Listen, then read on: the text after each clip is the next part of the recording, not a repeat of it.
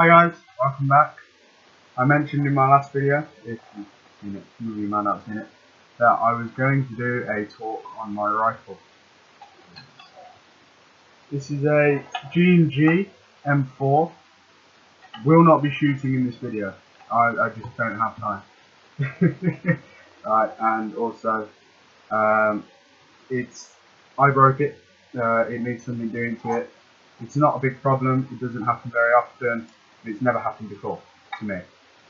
But anyway, onto the gun. This is a Gag M4. There are thousands of styles. This one comes with an oval rail and a silencer.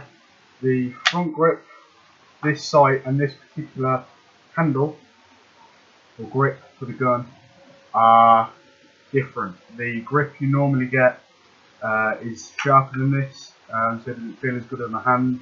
This is a mag pull grip. Shut up. This is a mag pull grip. Okay, very nice grip. It's very smooth. It's easy to grab with or without gloves. The sight, again, just got it off eBay. It was 20 quid. It's a tan red dot sight, and it's never let me down yet. And the grip is a G&G Arms magazine. Don't know if you can see that, but hey ho. The side rails, the side covers here, these come off, real simple. Again, they're G&G. These came with the gun. They just make the gun look tidier, I think, in my opinion. Yep, so you push that bit, it slides straight on and straight off. Very nice. I'll come back to that in a minute. I had 350 round mags. They had a winder in the bottom. It's a pain in the ass. It's the worst thing about airsoft is the reloading, is what I say. So I now have G&G Arms 79 round spring mags, mid caps, which is really cool. I don't have to wind them. They were cheap. They're all metal, so they're solid. And that pops out. Some people say, "Oh no, it's broken." They're broken. Just literally push back in. It's just a way of telling the gun that it's empty, and it makes a slightly different noise when the mag is empty, because with other guns you won't always know. So yeah. Other things you might want to know: extendable stock. Okay, so suit any shoulder lengths. Battery. Pull this back. The stock lifts straight off. Battery goes in here. Okay. The only problem you might have if you're looking for guns to buy and you find this video, these wires, make sure they go in there correctly, because if they're folded or they're creased, the wires break. It's a really simple job to fix. You literally just clamp it and then bit of tape over the top, sort it for another, 12,000 rounds. But yeah, this is 3 years old. It's broken at the moment. I dropped it, is the long and short of it. And I believe I've shaken the gearbox, which is in the magazine here.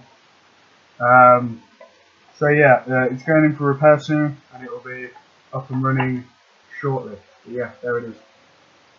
Things I'm going to go over with you guys is what to touch, what not to touch on the gun.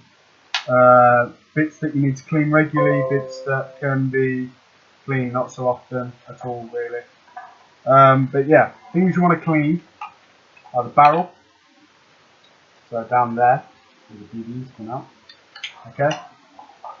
Just because if there's any grit or grime down there, BBs won't fly as far, and they won't be after it either, and it's just not good.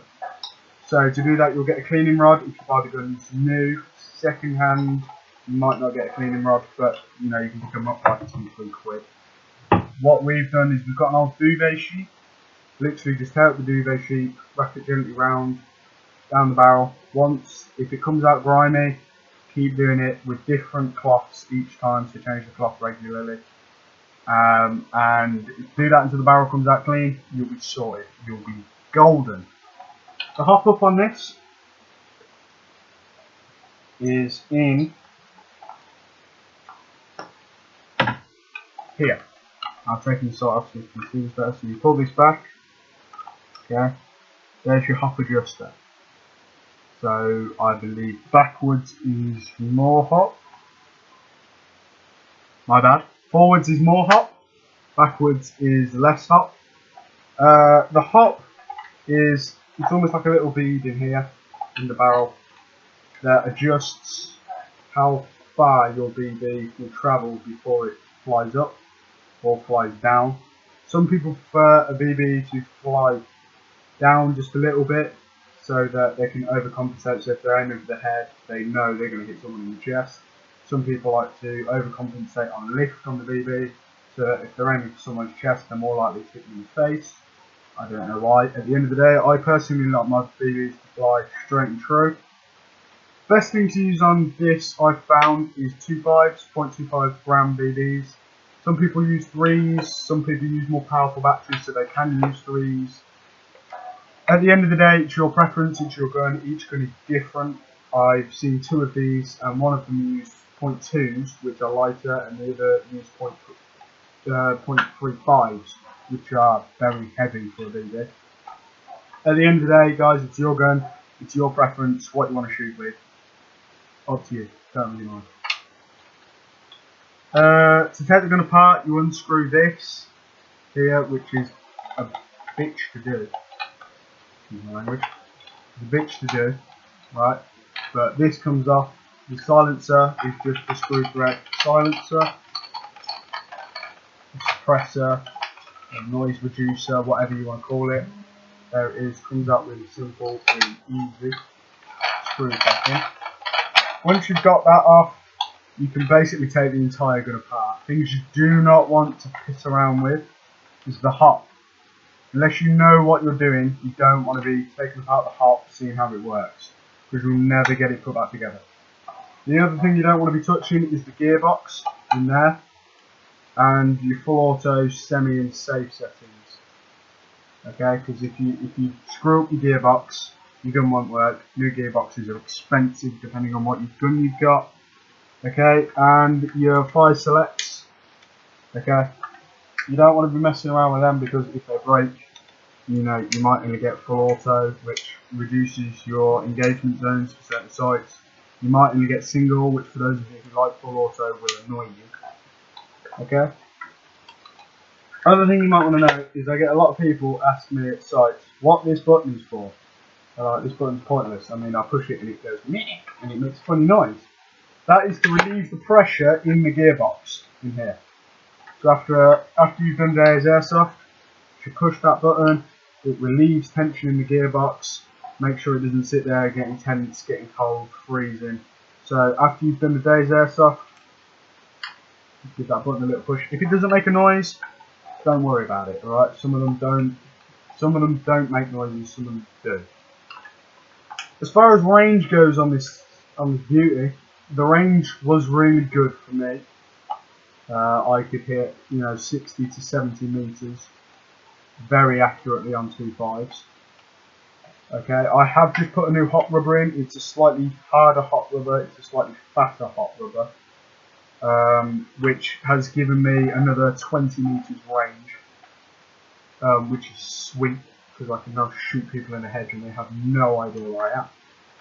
So yeah, as far as the gun goes, I will recommend any Gag M4. Okay, all the Gag makes are really good. Some of them are a bit more expensive. At the end of the day, guys, you've all got your own price tags. Okay, I didn't pay for that. That was a gift. The pistol I showed you in my last video, which you can go and check out if you're looking at buying a Glock. Okay, that I did pay for. Things I didn't go over with the Glock. The hop, you want to keep that clean. You want to keep the pistol as clean as possible as well. It will get dirty, don't worry about it. As long as you clean it after a day, that's fine. But yeah, do not take the hop apart. It's a bitch to put that together. It is the most difficult thing to put that together I've ever had to put that together in my life. Foremost and finally in this video, before I leave you, is magazines. Okay, there are thousands of styles for M4. I had a drum mag for the M4. It's 2,500 rounds. I just found it a pain in the ass because it was electric. It couldn't keep up with the rate of fire on my M4. It was slow, it was clunky, it made the front grip difficult to use. When you took the front grip off, you had nowhere to hold. Okay, that's another thing I'll go over a bit later. Magazines, if they break, there's a screw in the bottom, about there, yeah? Unscrew that, and then it lifts out from the top after you push that clipping on the side, but don't push it in too far because it will break, and it just slides straight back out. You'll then find in these particular ones with no winder, it's literally just a spring plastic setup. Okay, they're a bit easier to put back together. Do be careful with them. Okay, they're delicate. For those that do have a wind up, if they break or they stop winding, sling them out. Right? Because once you take it apart, you will never get your mags back together, ever. Unless you have like studied the art of taking apart a mag. And that goes for all wind up mags.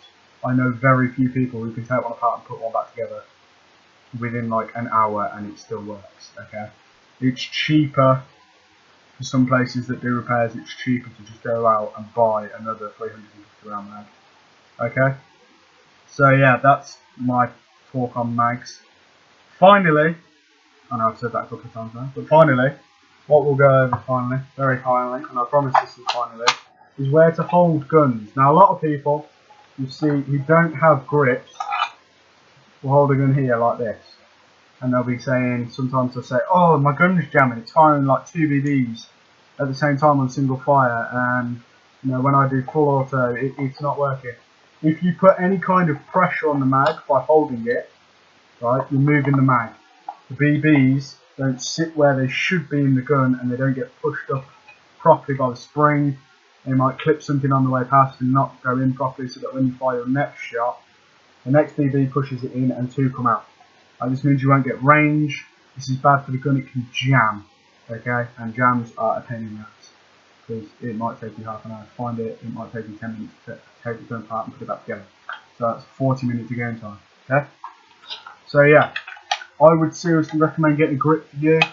These have worked for me. I am getting a new mag because it's very natural to sit, to rest your hand on there. You can get grips that, where's the button? I've lost the button! You can get grips which now clip into here, and they literally wrap over, and it's a finger guard. So you can hold your mag like that, or your mag well is what this is called. You can hold the mag well, and it won't interfere with the magazine, so you get perfect feed every time, and that's just something on the gun. They range between 15 and £25. Sorry, depending on what make, the quality. This cost me a fiver, and it's 3 years old. It's never let me down. It's just not my style. Okay, that was a chat over my GMG M4. I hope you enjoyed it. Next time on the video, I will be going over vest setups. So good places I found to keep mags, essentials you need to carry, and there's some in there that people might not even think of. And I'll go over holsters for the pistol as well, and hopefully I'll bang out that. But for now, I will see you all very soon.